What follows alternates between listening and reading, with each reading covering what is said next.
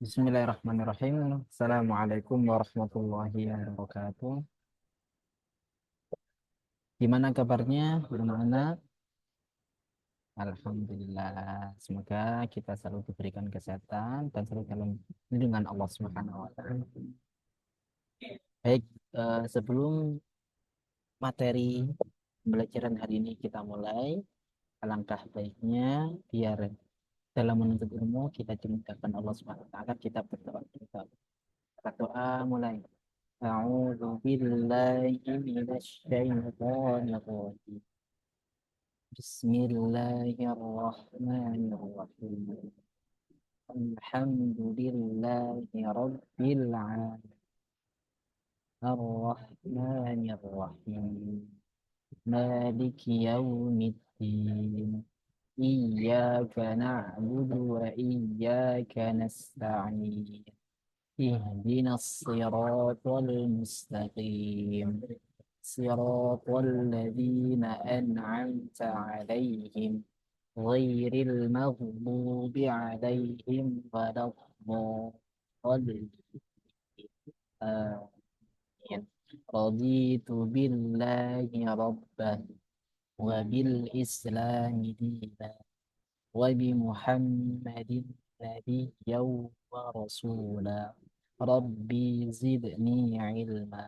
وارزقني فهما آمين يا رب العالمين.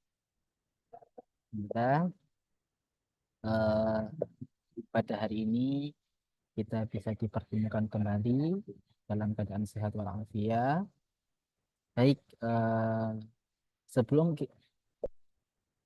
saya menyampaikan materi pada hari ini, eh, saya mau menanyakan,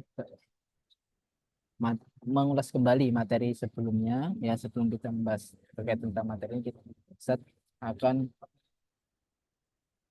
mereview materi sebelumnya, yaitu terkait tentang pentingnya toharo. Toharo itu adalah sebuah eh, hal yang harus dilakukan sebelum melakukan sebuah ibadah pada Allah Subhanahu wa taala. Nah, pada kali ini, pada hari ini kita akan membahas terkait tentang lebih spesifikasinya, lebih spesifik terkait tentang toharo.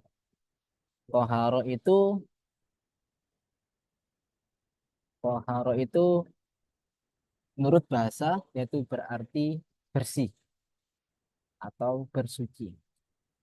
Sedangkan menurut istilah yaitu melenyapkan sesuatu yang ada pada tubuh kita, baik pakaian, tempat, yang mana itu menjadi hambatan bagi kita dalam melaksanakan sholat dan ibadah lainnya menurut tuntunan syariat Islam.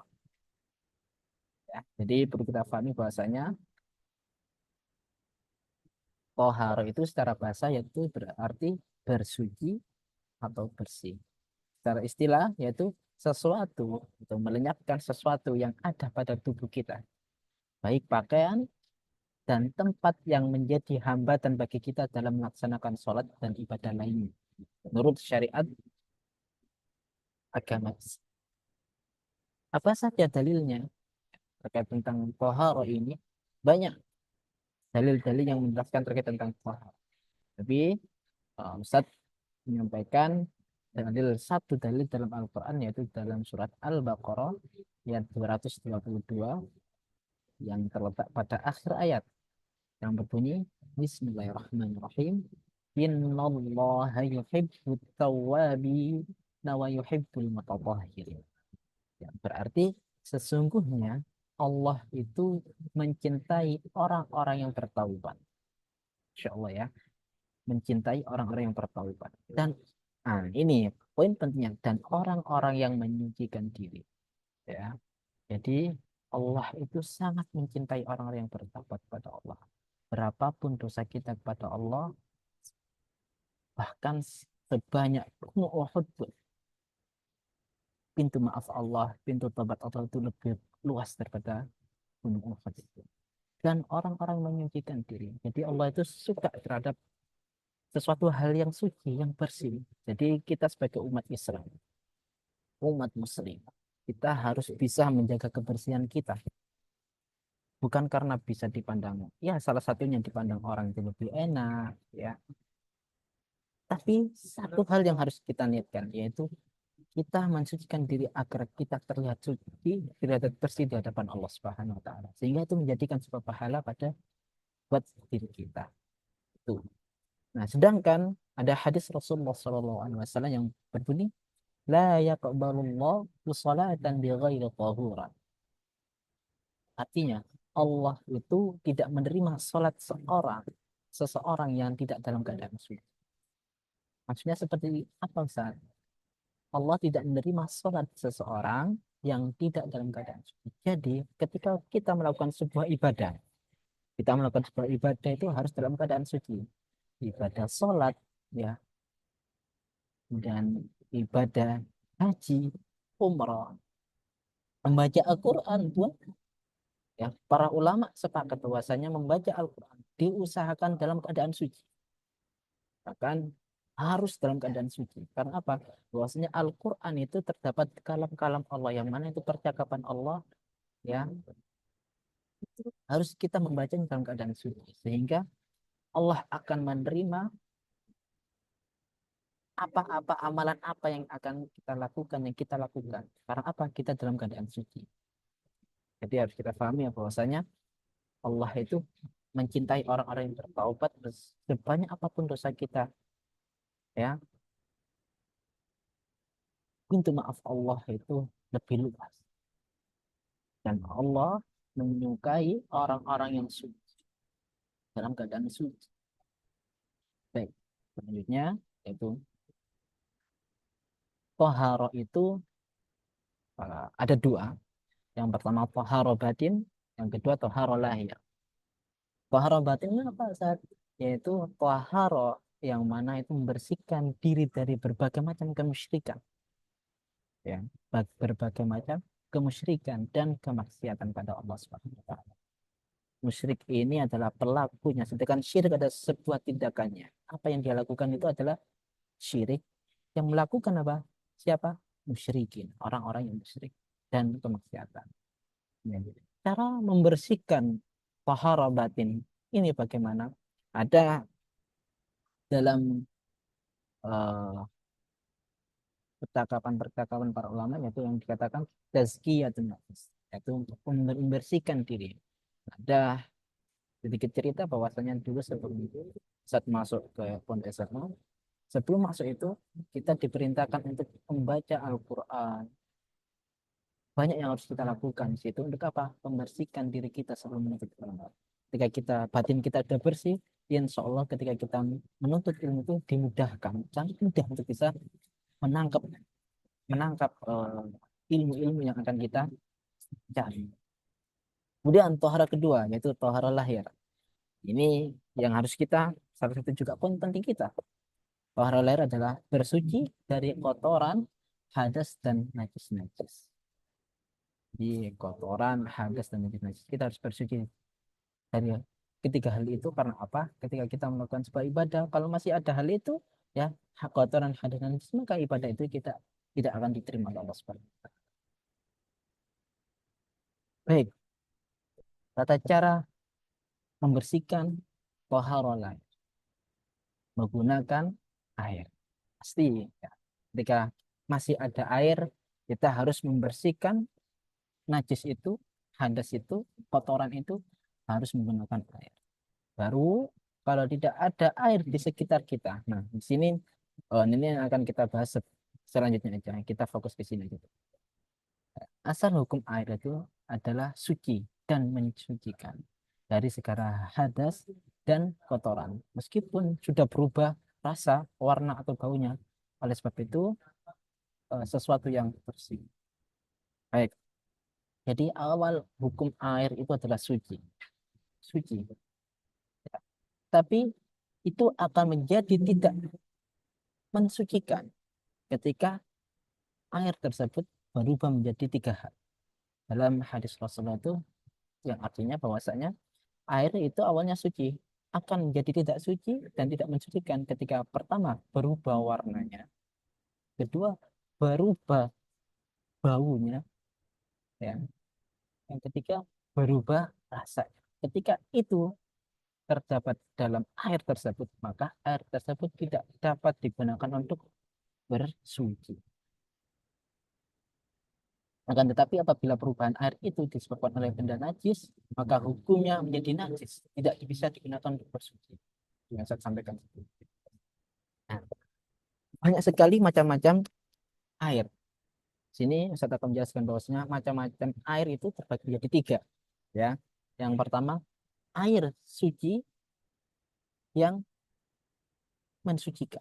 Nah, ini adalah air yang kita harus pakai untuk bersuci. Seperti air laut, dan air sungai, air hujan, embun, dan mata air. Itu adalah air suci dan mensucikan. Nah, itu harus kita gunakan untuk melakukan ketika kita tidak melaksanakan sholat, kita harus melaksanakan wudhu terlebih dahulu menggunakan air tersebut, air yang suci dan mensucikan. Kemudian air yang kedua, air yang suci tapi tidak mensucikan.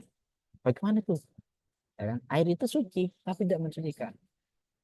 Itu adalah seperti contoh adalah soto, ya kan? Buah bakso, minuman, minuman kayak minuman Good Freeze, nah seger ya. Nah, itu adalah air suci. Kalau air suci, suci itu halal untuk dikonsumsi. Nah, tapi tidak mensucikan. Nah, tidak mensucikan itu apa? Tidak boleh digunakan untuk bersuci. Seperti itu. Jadi air itu halal, boleh kita konsumsi, tapi tidak boleh kita gunakan untuk bersuci. Apa tidak mensucikan? Karena sudah berubah baunya, sudah berubah warnanya. Seperti itu. Nah, yang ketiga, nah ini udah tahapan yang sangat tidak boleh dilakukan untuk bersuci. Air yang tidak suci dan tidak mensucikan. Tidak suci dan tidak mensucikan.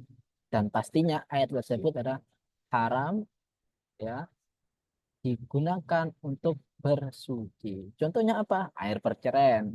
Masa sampean, ya, apa namanya, mau ya bersuci menggunakan air perceraian tersebut. Baik. Selanjutnya yaitu bagaimana ketika kita tidak ada air di sekitar kita? Bagaimana kita bersucinya?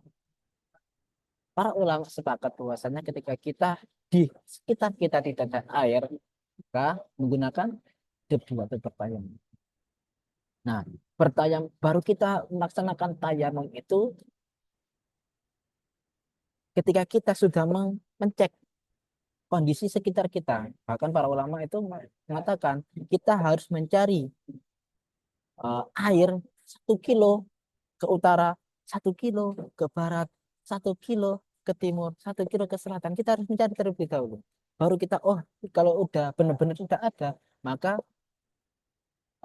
kita baru boleh bertayamum. Tapi kalau kita proses pencarian kita itu menemukan air itu, maka kita harus menggunakan air itu untuk bersuci. Tapi kalau air tersebut adalah kotor, nah maka kita boleh bertayamum.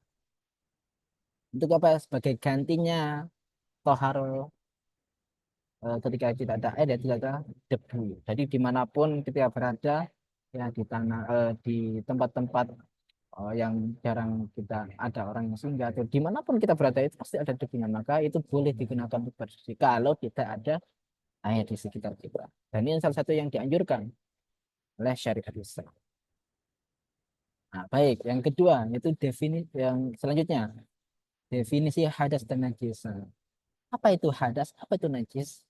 Hadas itu adalah keadaan seseorang tersebut, ya, keadaannya. Jadi sesuatu yang menyebabkan seseorang itu tidak sah melakukan ibadah tertentu seperti sholat. Jadi keadaannya itu apakah dalam keadaan hadas besar, ya, hadas besar itu banyak kayak eh, junub, nah, itu termasuk hadas besar, maka kondisinya itu adalah berhadas dan berhadas. Maka kita tidak sah untuk melakukan sholat. Bagaimana tata cara mensucikan hadas tersebut? Yaitu dengan cara mandi wajib. Kemudian najis adalah sesuatu yang datang dari dalam diri tubuh kita, manusia, ataupun dari luar manusia, yang dapat menyebabkan tidaknya sahnya pakaian, badan, atau tempat untuk dipakai beribadah kepada Allah Subhanahu wa taala. Apa yang dimaksud adalah bentuk dari najis itu. Itu bentuknya. Contoh, kita terkena kotoran ayam, itu termasuk dalam najis. Kita terkena air kencing, itu bentuk najis. Ya, baru perubahan bahwasanya hadas adalah keadaannya najis. Sedangkan najis adalah bentuk. Dan macam-macam hadis, hadas. Hadas itu terbagi menjadi dua. Hadas kecil dan hadas besar. Hadas kecil segala sesuatu yang membatalkan wudhu. Yaitu kentut, kencing, buang air kecil, buang air besar. Sedangkan hadas besar yaitu sesuatu yang menyebabkan kita melaksanakan mandi besar. Yaitu apa? Mandi basah, atau berjima, sah. Baru kita melakukan hadas besar itu mandi. Sedangkan najis terbagi menjadi tiga, ya, macam-macam najis. Pertama, najis mukhaffafah, itu najis ringan. Nah, contohnya apa?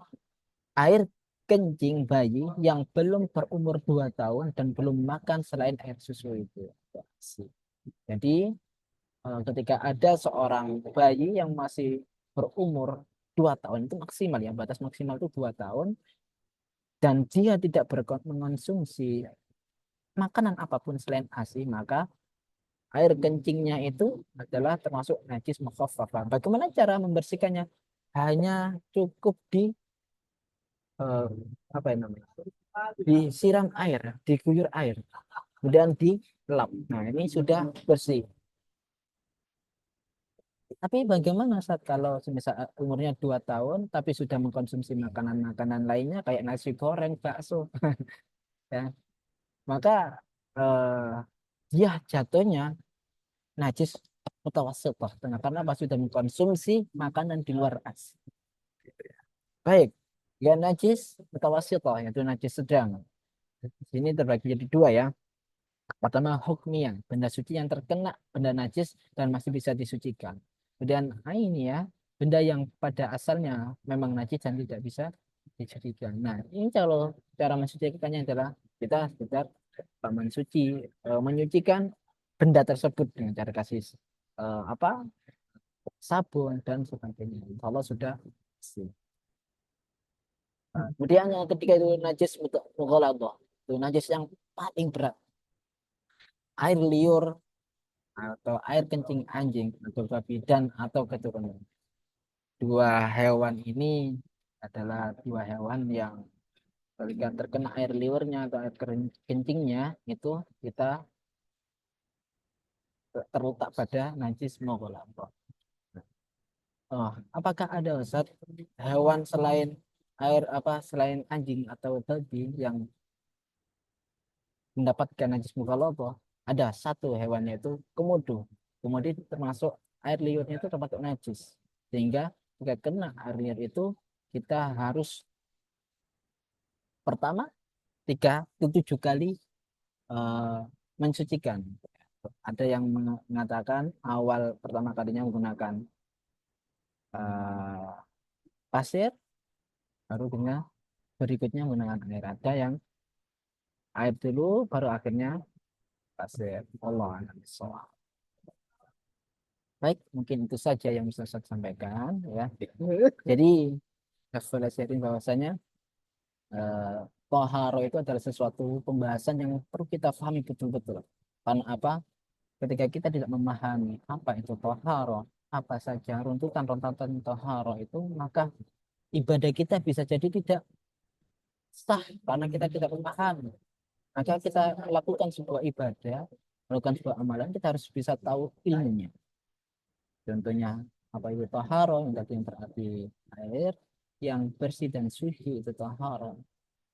Dan taharo itu terbagi menjadi dua, taharo batin dan taharo lahir. Batin itu yaitu kondisi batin kita. Ya, bagaimana mensucikannya yaitu melakukan tazkiyah atau nafas pembersihan membersihkan diri kita. dengan cara apa? Membaca Al-Quran, mendekatkan diri pada Allah Subhanahu wa Ta'ala. Sedangkan taruh lahir ya tadi seperti eh, keadaan kita di luar, ya, di luar kondisi kita kayak hadas ataupun najis atau apa.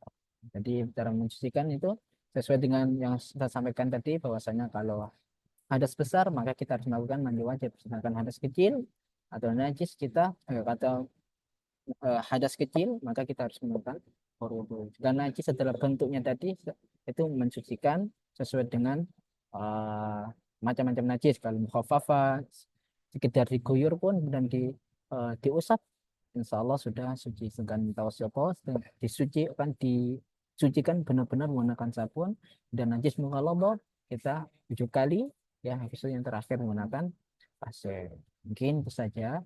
Baik, sebelum saya akhiri nanti ada soal ya yang sudah Ustaz berikan di link nanti itu kalian kerjakan ya itu untuk menunjukkan sejauh mana pemahaman kalian terkait tentang apa yang saya sudah sampaikan. Mungkin itu saja yang bisa saya sampaikan. Semoga bisa bermanfaat. Mari kita akhiri mengucapkan hamdalah dan doa kafaratul majelis. Alhamdulillahirabbil alamin. Subhanakallahumma wa bihamdika asyhadu an la ilaha illa anta astaghfiruka wa atubu ilaik. Akhirul kalam. Ihdinas siratal mustaqim billahi fi sabilil haq fastabiqul khairat. Wassalamualaikum warahmatullahi wabarakatuh.